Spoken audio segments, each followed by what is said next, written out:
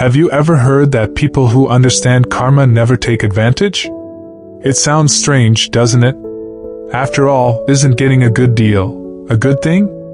Paying less, saving effort, skipping ahead in line, doesn't that mean we're smart and resourceful? So why would anyone who truly understands how the world works avoid doing this?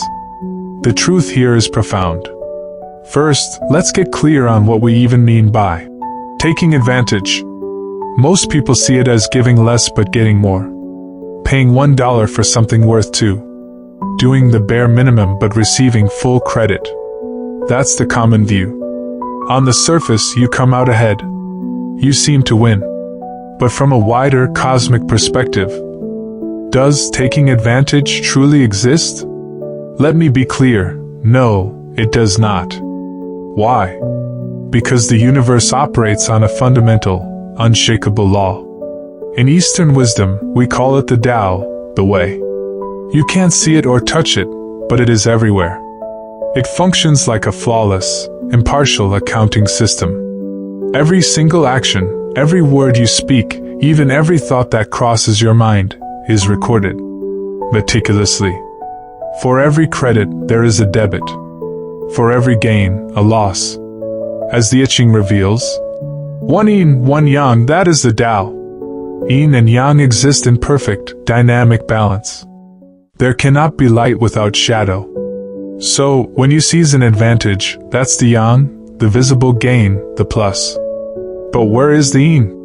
The hidden loss, the minus? It exists in a place you cannot see, in your store of blessings, your karmic merit. Think of it this way. We are all born with an invisible ledger. This ledger holds the sum of your virtuous actions across time, what some traditions call your fu, your store of good fortune. The abundance, peace, and opportunities you experience in life are directly tied to its balance. So, while you're quietly celebrating a small, clever win, the cosmic accountant has already made a deduction from your ledger. You might have gained $10 in your hand, but $100 worth of blessing was quietly subtracted from your account. You've traded a momentary benefit for a chunk of your future prosperity. Is that truly wise? That's the real folly. Let me give you a simple example. Imagine you're at a local market. An elderly vendor, tired from a long day, miscalculates and undercharges you by $20. You feel a little thrill. A free $20. And you walk away happy. You got a deal. But pause and think. That vendor works long hours in all weather for modest earnings. That $20 might buy you a coffee, but it could be a meal for them. By pocketing what was rightfully theirs, what did you actually lose? You lost a piece of your own compassion, your integrity. And in that moment, the universal law of balance begins its work. You took what wasn't yours. A debt is incurred. How will it be repaid? In countless, unexpected ways. Perhaps later that day, your watch breaks, costing hundreds to repair. Or you get an unexpected parking ticket. Or an investment takes a sudden dip. The loss far exceeds your $20 gain. Most people just sigh and say, "Why is today so unlucky?" They never connect the misfortune back to that small choice at the market. The two events seem completely unrelated. But this is karma in action. Operating invisibly, ensuring a deep, foundational fairness.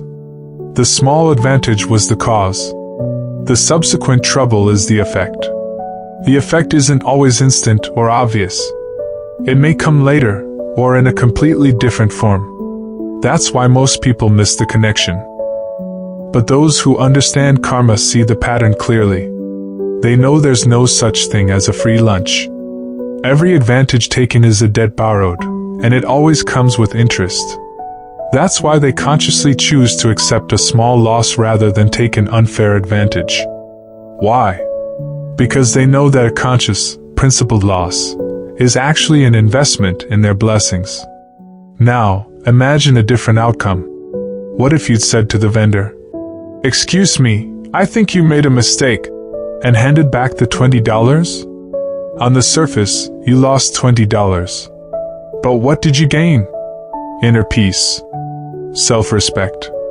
The vendor's genuine gratitude, which is a positive energy that flows back to you. More importantly, how does the cosmic ledger record this act? It credits your account, not with $20, but with a substantial deposit of merit. This stored merit will return to you when you need it most, perhaps as a timely opportunity, a helping hand from a stranger, or a crisis miraculously averted. This is true wisdom. This is the real gain. This is why there's an old saying, to lose is to gain. When you're young, it sounds like nonsense. How can losing be gaining? But with life's experience, you come to realize it contains a deep, cosmic truth. Now, let's look at this from a social perspective. A person who constantly seeks small advantages usually has weak, shallow relationships. Why? Because nobody is fooled forever. You take a little from me today, I might let it slide. You take from someone else tomorrow. But over time, everyone sees the pattern. They see a person who is self-serving, petty, and transactional. Trust erodes. People quietly distance themselves. Then, when this person genuinely needs help, they find no one around. For the sake of petty gains, they sacrifice priceless trust and long-term connection. That's the ultimate loss.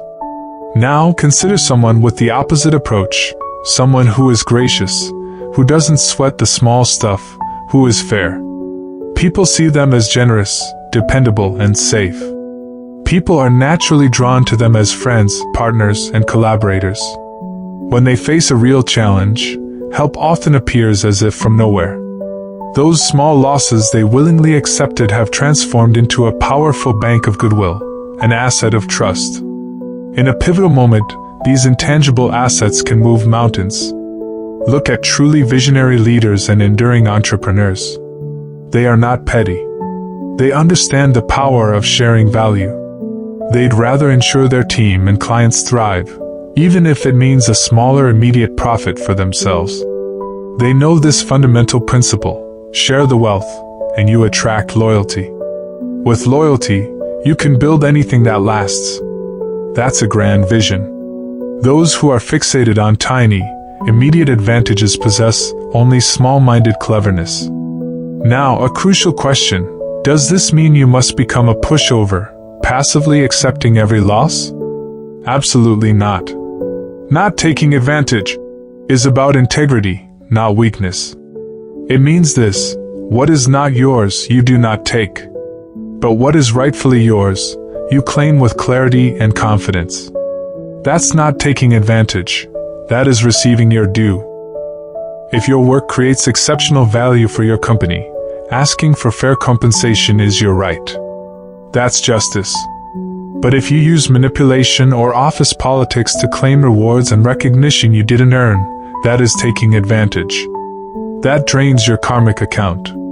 The difference is subtle but critical. One brings dignity, the other, inner shame. So, why do people keep chasing these small advantages? At its core, it springs from a deep sense of lack and insecurity. It's the fear of not enough. So they live like scavengers, eyes fixed on the immediate scrap, blind to the future harvest. Their heart, in essence, lives in a state of poverty. In contrast, a person who understands karma operates from a heart of true abundance. Why? Because they trust in the universe's infinite flow. They know that if they walk an honest path, cultivate goodness, and work diligently, what they truly need will be provided.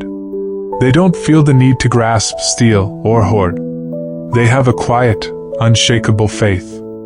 They know that every good deed, every honest effort, is like a seed planted in fertile soil. It will bear fruit, perhaps in a form they cannot yet imagine. So they can give generously, and accept temporary setbacks with grace. For them, giving is not losing, it is the very beginning of receiving. Think of it as farming. A short-sighted farmer, driven by hunger, eats his very best seed corn. It seems like the practical, immediate solution. The result? He's full today but has nothing to plant for tomorrow. he faces starvation later. He took the immediate advantage and completely lost his future. Now, consider the wise farmer. He willingly feels a bit of hunger now in order to save his best seeds. He carefully plants them, waters them, and tends them. On the surface, he took a loss, he gave up immediate nourishment. But come harvest time, he reaps 50 or even 100-fold. He has plenty for himself and a surplus to share with others. Each of us is a farmer tending the field of our own life. Our thoughts, words, and actions are the seeds we sow every single day. Here is the critical choice. Do you consume your seeds for a quick bite of satisfaction, or do you patiently plant them for a future harvest? This daily choice determines the quality and abundance of your entire life. So, the next time you spot a chance to take a small, unseen advantage, a billing error in your favor, a chance to slack off unseen, an opportunity to exploit someone's generosity, I want you to pause. Ask yourself one powerful question. Is this trivial gain worth making a withdrawal from my invisible ledger of blessings? Am I willing to trade a piece of my future abundance for this? When you frame the choice that way, the temptation often just fades. You'll discover that living with integrity, walking tall with your principles, brings a profound peace and solidity. No fleeting thrill from a good deal can ever match that deep, enduring feeling. Let me be absolutely clear. Those who understand karma are not foolish. They are not poor calculators. On the contrary, they are the ultimate strategists of life. They are calculating the grand ledger of a lifetime, not just today's petty cash. Those who chase small advantages think they're clever, but they're trading diamonds for pebbles. They master the arithmetic of the minute but fail the final exam of a meaningful life. Therefore, the idea that those who understand karma never take advantage is far more than a moral platitude. It is a practical, almost mathematical law of reality. The universe is designed to maintain perfect equilibrium. In the long run, what you put out and what you get back are in precise balance. Every advantage you seize is a hidden trap. Every loss you accept with awareness and principle becomes a future blessing. Internalize this truth.